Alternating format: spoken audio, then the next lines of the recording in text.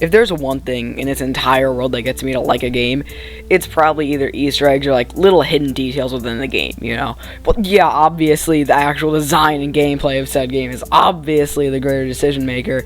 But there's some charm to like the little details that you can't really get anywhere else in like a game. Luckily, you know, Tower Heroes, the game that this video's on, is no different.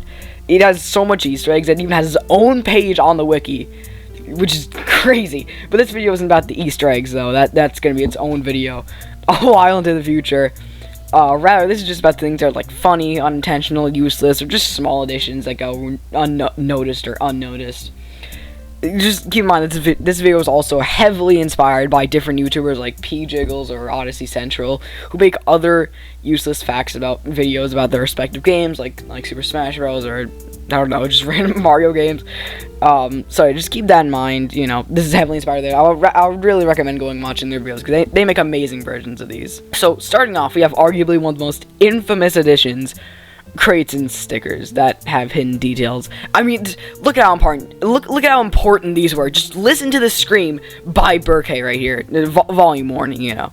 This was the moment I pulled my absolute most favorite Tower Hero skin. I mean, it's not full torture because you don't hear me groaning in pain like I was last time.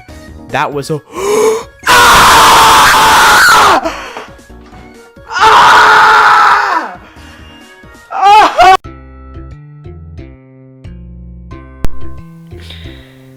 Yeah, it's pretty it's pretty crazy, you know, how much a skin can affect a person. But anyways, did you know that they actually have a different chat message? Okay, here's two images, okay? Take a look at these two messages and see if you can tell the difference. I'll give you like 5 seconds. 5, 4, 3, 2, 1. So if you saw the difference, you could see that it says unboxed for a crate, but unpacked for a sticker. If you didn't see it, now you know, I guess. There's only really like a single reason I can think of this. Other than just the dev just randomly adding this, is that if you saw that somebody got like a mythic sticker and start confusing it for like a crate skin, and then you start all the crates trying to find which one it is now you can see that it's just unpacked.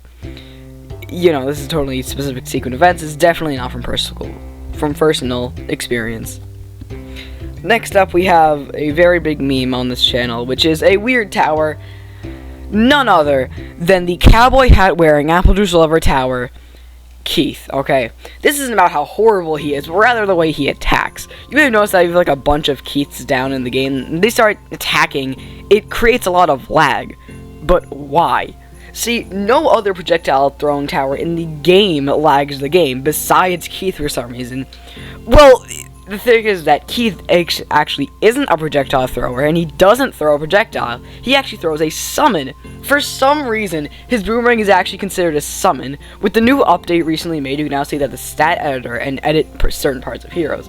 You can actually see that says summon stat for his attack, and any other projectile hero just says projectile, which is very weird. But funnily enough, because of this, in the stat editor, it says that Keith's attack is 0, because the actual attack is determined by the boomerang's health, which is very funny. Another way to find this out is because, firstly, if you click on a hero, which you can see right here by this video, is that their name will always be there, no matter where your cursor goes. But if your cursor goes into an enemy, the name will actually disappear, probably because, you know, lag reasons, okay, like they don't want too much HUDs on the screen or whatever. But this happens with the boomerang, because if your cursor goes above or onto the boomerang, it'll actually Keith's name will disappear because it's an enemy, which is pretty cool.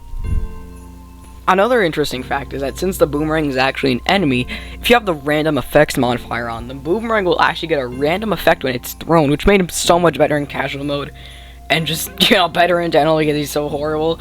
But I tried this in sandbox and casual mode for a lot, and it didn't work.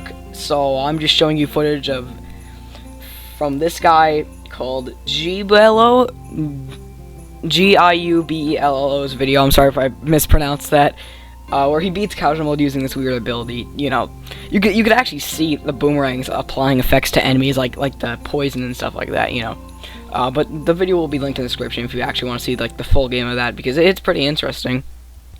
Keith's boomerang also caused like a lot of bugs, since according to the wiki they actually patched they had to patch health-related problems to the boomerang, like my take throwing potions at it, because since the attack is based on the health. So I took some inspiration from other figures like, P. Jiggles and Odyssey Central, who did the same thing, where they would post a question about something that they would talk about in the, useless facts video. So I did the same thing here with that, where I put this image, I sent out the community post, and I said that everything in every tower in this image does something that, no other tower in the game can do, which is summon stuff for their main attack. And I put all summoners around him, since it's literally in the name. They summon is their attacks, which Keith also does, Stella and Jester are under the technically portion, because Stella is really unique in the way that she uses a summoner, so I don't really know if that's, and also Jester can use effects or summons in his attacks, so he could or could not be a level 1 summoner. And I also specified that the levels on their image mattered only because of Jester, since on level 1 he can only summon summons, but after he can do many more things. So I just made him level 5, just for no confusion, Every other level for every other tower may or may not have been to throw people off. That's not the point, though. Technically, Balloon Pal can summon an enemy, so he really should have been there. So sorry about that one. But by the time I got notified of this issue, someone had already gotten the answer. Commenter Bogan, period, got it correct first, only 20 minutes after the post was made, which is, pretty impressive. This was pretty easy to guess, though. And if I do a second part, this is one of these. These will be a lot harder, because it is pretty fun crafting this little thing here. Other people did get it, after he got it, but he was the first to do it, so I'm just gonna credit him. But thank you for all of your guesses. And now we are finally off topic of Keith, so let's move on to something else now. So this fact might be obvious depending on what you think, but the sabotage, like vengeful, right? If you don't know, basically there's a sabotage where every enemy, excluding bosses, currently on the field and will spawn until the next wave, will return as ghost form to themselves in quotation marks when they die. It's really just holographic forms of themselves will really appear with the same amount of health.